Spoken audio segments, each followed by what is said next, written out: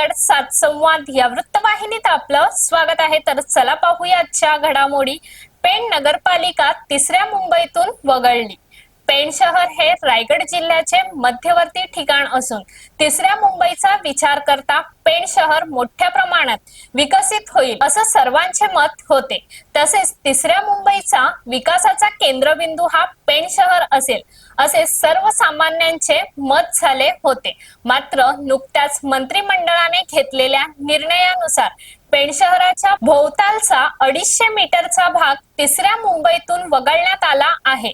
अटल सेतू प्रकल्पाच्या नवी मुंबई बाजूकडील प्रभाव क्षेत्रातील 124 गावांमध्ये तिसरी मुंबई बसविण्यासाठी भूसंपादनाचा मार्ग आता मोकळा झाला आहे। या नवनगर विकास प्राधिकरण NTDA क्षेत्रात जमिनी संपादित करण्यासाठी राज्य सरकारने भूसंपादन व भूवाटप धोरण जाहीर केले असून प्रकल्पग्रस्तांना सिडको आणि MIDCच्या धोरणाप्रमाणे 22.5% विकसित भूखंडाचा परतावा किंवा रोख भरपाई देण्याचा निर्णय घेण्यात आला आहे।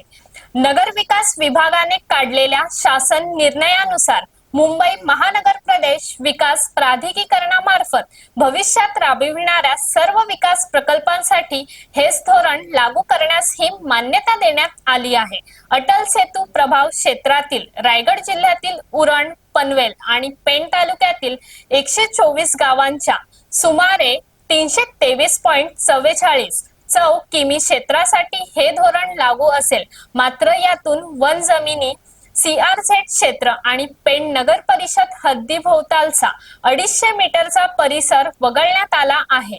दरम्यान तिसऱ्या मुंबईसाठी जे शेतकरी भूसंपादनासाठी सहमती देणार नाहीत त्यांच्या जमिनी भूमी संपादन, पुनर्वसन व पुनर्वसाहत कायदा 2013 नुसार अनिवार्यपणे संपादित करण्यास ही मंजुरी दिली आहे।